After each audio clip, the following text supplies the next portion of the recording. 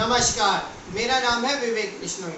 आज हम बात करते हैं कक्षा 11 के व्यापारिक संगठन का द्वितीय अध्याय, व्यवसाय तथा व्यावसायिक संगठन। इस अध्याय के अंदर हम व्यापार के बारे में, व्यवसाय के बारे में चर्चा करेंगे, आर्थिक क्रिया, अनार्थिक क्रियाओं के बारे में बात करेंगे, पेशा, उद्योग और उनसे जुड़ी हुई जो भी प्रयोग में आने वाली वस्तुएं होती है उन सब के बारे में चर्चा करेंगे। इसी तरह कड़ी में एक बात और जोड़ना चाहता हूँ मैं कि जैसे हमारे प्रधानमंत्री के द्वारा आत्मनिर्भर भारत अभियान चलाया गया है, तो मैं सभी छात्रों से अनुरोध करूंगा कि वह इसमें प्रधानमंत्री मोदी के साथ सहयोग करें और हमारे देश की जो वस्तुएं बनती हैं, निर्मित हैं, उनका प्रयोग करें व प्रचार करें।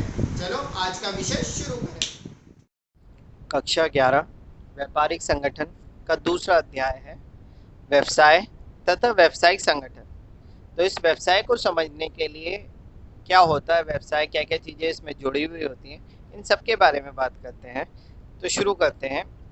मनुष्य अपनी दैनिक आवश्यकताओं की पूर्ति हेतु विभिन्न क्रियाओं में संलग्न रहता है। यह क्रियाएं आर्थिक व अनार्थिक दोनों प्रकार की होती हैं। अब हम अगर बात करते हैं कि कोई भी व्यक्ति है, कोई भी मनुष्य है, उसे अपनी जीवन यापन करने के लिए कोई ना कोई तो काम करना पड़ेगा। अब वो दोनों तरह के काम करता है, ऐसे काम भी करता है जो पैसे कमाने के लिए होते हैं और ऐसे काम भी करता है जिनका उद्देश्य पैसा कमाना नहीं होता। इन दोनों क्रियाओं को ही आर्थिक और अनार्थिक क्रिया कहा जाता है। जैसे आर्थिक क्रियाओं के बारे में अगर हम बात करते हैं, धन अर्जित करने के उद्देश्य से किया गया कोई भी कार्य आर्थिक क्रियाओं की श्रेणी में आता है। जैसे दर्जी से कपड़े सिलवाना, मोची से जूते बनवाना आदि। अब इस आर्थिक क्रियाओं के अंदर मुख्य रूप से 3 चीजें आती हैं। नंबर 1 आता है व्यवसाय, नंबर 2 आता है पेशा, नंबर 3 आती हैं नौकरियां या प्रत्यक्ष सेवाएं। अब हम अगर व्यवसाय की बात करेंगे तो इसमें आगे चल के तसल्ली से समझेंगे व्यवसाय क्या होता है। पेशा, पेशे को हम लोग इंग्लिश में कहते हैं प्रोफेशनल। प्रोफेशनल का मतलब ये होता है कि जब किसी व्यक्ति के पास कोई विशेष ज्ञान होता है, उस ज्ञान के आधार पे वह जनता की सेवा करता है और उसके बदले में पैसे अर्जित करता है या अपनी फीस लेता है। जैसे डॉक्टर हो गए, वकील हो गए। अगला आता है नौकरी या प्रत्यक्ष सेवाएं। अब व्यापार हो गया, प्रोफेशन हो गया, और तीसरी आती है नौकरी, कि कोई भी व्यक्ति जो नौकरी कर रहा है वह अपनी सेवाएं दे रहा है और उसके बदले में एक निश्चित धनराशि उसे हर महीने या हर सप्ताह प्राप्त हो जाती है। इसके बारे में और डिटेल में चर्चा आगे हम करेंगे। आगे बढ़ते हैं। अगला आता है अनार्थिक क्रियाएं। जिन क्रियाओं का संबंध धन से नहीं होता उन्हें अनार्थिक क्रियाएं कहते हैं। जैसे भगवान की पूजा, मनोरंजन के लिए खेलना आदि। इनका उद्देश्य स्वास्थ्य होता है, स्वस्थ रहे, लाभ, परमार्थ, मनोरंजन, देशभक्ति, प्रेम तथा धार्मिक भावनाओं से जुड़ा होता है।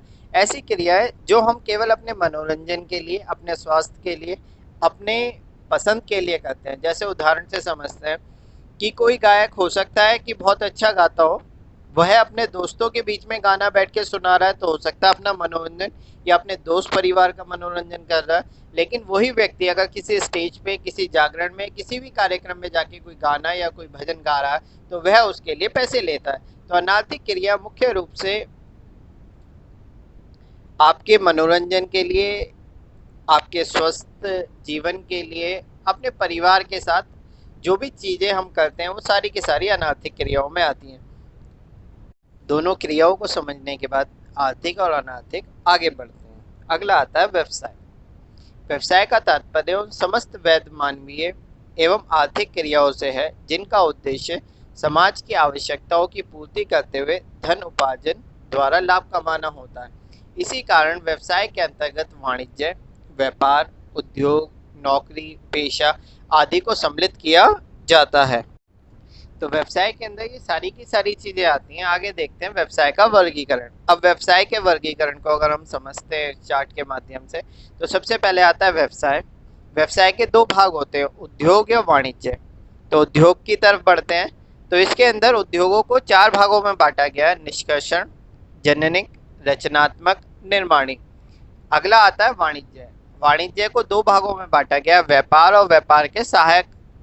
अब व्यापार के अंदर 2 चीजें आती हैं, देसी व्यापार, विदेशी व्यापार। देशी व्यापार के अंदर दो चीजें आती हैं, क्षेत्र की दृष्टि से, क्रय विक्रय की दृष्टि से। अब क्षेत्र की दृष्टि के हिसाब से आता है स्थानीय व्यापार, राज्य व्यापार, अंतर्राज्यीय व्यापार। क्रय विक्रय की दृष्टि से आता है थोक व्यापार, फुटकर व्यापार। अगर हम बात करते हैं विदेशी व्यापार की तो आयात व्यापार, निर्यात व्यापार, पुनः निर्यात व्यापार। इन सब के बारे में हमने एक वीडियो बनाई है जिसमें आप व्यापार के बारे में पूरी जानकारी प्राप्त कर सकते हैं, जितनी भी चीजें इसमें दी गई हैं। अब आती है बात अगली, व्यापार के सहायक। व्यापार के सहायक के अंदर कि जो हमारा व्यापार होता है उनको चलाने के लिए हमें और भी कई सहायक चीज़ों की आवश्यकता होती है, जिसमें सबसे पहले आते हैं परिवहन के साधन, जिससे हम अपनी चीज़ों को एक स्थान से दूसरे स्थान तक आसानी से ले जा सके या प्राप्त कर सके। संचार साधन, सूचना को तेजी से एक स्थान से दूसरे स्थान तक भेजने के लिए संचार साधन।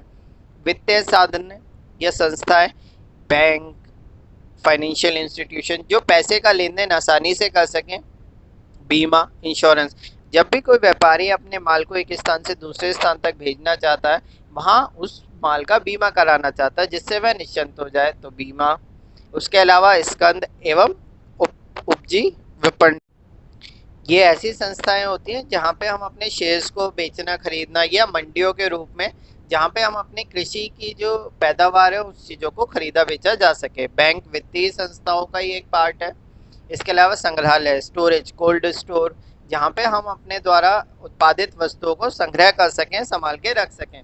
इसके अलावा विज्ञापन आदि, किसी भी वस्तु को बेचने के लिए आज के वर्तमान युग में विज्ञापन का बहुत महत्व है। विज्ञापन का मतलब ये होता है कि आप किसी भी चीज़ को जो दिखा रहे हो उसके बारे में सूचना हर व्यक्ति तक पहुंचाई जाए। उदाहरण से समझते हैं विज्ञापन की बात को। एक बार क्या होता है कि आप छोटे से बच्चे को पूछो जो अपना नाम भी सही से नहीं बताएगा, लेकिन टीवी पे बार बार किंडर जॉय का ऐड देख देख के अगर वो किसी दुकान पे जाता है तो वो छूटते ही कहता है मुझे किंडर जॉय चाहिए। तो ये है विज्ञापन की शक्ति। जैसे आमिर खान ने कोका कोला का ऐड को क्या कहा, ठंडा मतलब कोका कोला, क्योंकि हमारे यहाँ जो संस्कृति है उसमें इसी तरीके से कहा जाता है कि भैया गर्म लोगे या ठंडा लोगे, तो ठंडे को उन्होंने सीधे कनेक्ट कर दिया किससे, कोका कोला से। तो ये विज्ञापन है जिससे व्यापार को या व्यापार की मांग को बढ़ाया घटाया जा सकता है। अब इन सहायता के लिए जो भी चीज़ें हैं यह व्यापार को बहुत ज़रूरी हैं और इनकी सहायता से ही व्यापार अच्छी तरीके से चल सकता है। अब आगे बढ़ते हैं और अगला आता है उद्योग। उद्योगों का क्या अर्थ होता है, प्राकृतिक वस्तुओं की उपयोगिता बढ़ा के उन्हें बिक्री योग्य बनाना अथवा कच्चे माल को पक्के माल में परिवर्तित करना ही उद्योग कहलाता है। इसके अंदर वस्तु के रूप में, सजावट में, संरचना में परिवर्तन करके उसकी उपयोगिता को बढ़ाना ही उद्योग कहलाता है। अब उद्योगों में मुख्य रूप से दो चीज़ें होती हैं, एक ऐसे उद्योग जो उपभोक्ता के लिए वस्तु बनाए, और दूसरे होते हैं पंजीकृत उद्योग जो उद्योगों के लिए कोई ना कोई वस्तु बनाते हैं। जैसे अगर हम दोनों के उदाहरण समझते हैं तो अगर हम पहले वाले की बात करते हैं कि जो उपभोक्ता पदार्थों के लिए है, तो जैसे आपके कपड़ा व्यापारी हो गए, बिस्किट व्यापारी हो गए, जूता व्यापारी हो गए, इसके अलावा फर्नीचर व्यापारी हो गए जो सीधे के सीधे ग्राहक को देते हैं। दूसरे आते हैं पूंजीगत वाले, जिसमें अगर हम बात करते हैं तो जैसे प्लास्टिक बनाना, एल्युमिनियम बनाना, कागज़ बनाना, कपड़ा बनाना, तो इस टाइप की जितनी भी चीज़ें होती है सारी की सारी पूंजीगत उद्योगों में आती हैं, जिससे दूसरा व्यापार जुड़ा हुआ होता है। अब इन उद्योगों को चार भागों में बांटा गया है। सबसे पहले आते हैं निष्कर्षण उद्योग। प्रकृति की गोद में जल, थल, वायु से मानवीय प्रयासों द्वारा यह प्राप्त वस्तुओं एवं पदार्थ निष्कर्षण होते हैं। जैसे कृषि उद्योग हो गए, खान खोदना हो गया, तेल निकालना हो गया, मछली पकड़ना हो गया, जंगलों से लकड़ी प्राप्त करना हो गया, या जड़ी बूटियाँ। तो इन उद्योगों के अंदर पृथ्वी या प्रकृति की तरफ से जो हमें देन है उन चीज़ों को निकालने के बारे में बताया गया है। दूसरा आता है जननिक उद्योग।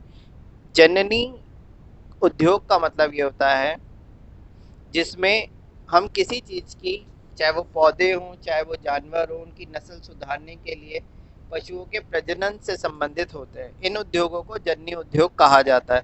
इसमें मुख्य रूप से बागवानी हो गई, मत्स्य पालन हो गया, मुर्गी पालन हो गया, तो इस टाइप की, जिससे एक से लेकर दूसरी चीज़ों को हम बढ़ा सकें। अगला आता है रचनात्मक उद्योग। यह वह उद्योग होता है जिनका विक्रय नहीं होता, एक कार्य किसी निश्चित स्थान पे किया जाता है, जैसे भवन निर्माण, नहर व बांध का निर्माण, सड़क निर्माण, पुल निर्माण। रचना, जिसमें इंजीनियर्स का सबसे ज़्यादा काम होता है कि उनके द्वारा बड़ी बड़ी बिल्डिंग्स को बनाना, बड़े बड़े डैम, स्टेडियम, सड़कें, इन सब चीज़ों को बनाने के लिए रचनात्मक उद्योगों का प्रयोग किया जाता है। अगले आते हैं निर्माणी उद्योग। कच्चे माल को या अर्ध निर्मित माल को निर्मित माल में परिवर्तित करने को ही निर्माणी उद्योग कहा जाता है, जैसे जूट से थैला बनाना, चमड़े से जूता बनाना, लकड़ी से फर्नीचर बनाना या गन्ने से चीनी बनाना। तो ये सारे के सारे निर्माणी उद्योगों में आते हैं। इस निर्माणी उद्योगों के अंदर कुछ और चीज़ें आती है, जैसे कुछ स्पेशलिस्ट इंडस्ट्रीज होती हैं, विश्लेषणात्मक। इनके अंदर क्या होता है, जो मूल पदार्थ होता है उसका विश्लेषण करके उसमें से कई चीज़ें निकाली, जैसे जैसे क्रूड ऑयल में से पेट्रोल निकालना, मिट्टी का तेल निकालना, डीजल निकालना।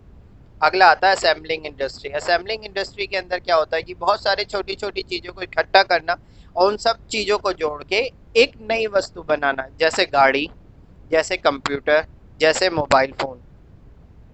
इसी तरीके से अगला आता है प्रक्रिया उद्योग, जिसमें एक ही कच्चे माल से कई सारी चीज़ें निकाली जाती हैं।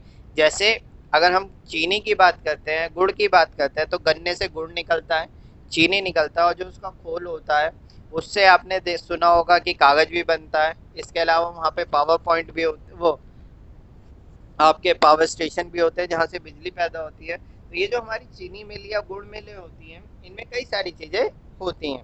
अगला आता है कृत्रिम उद्योग।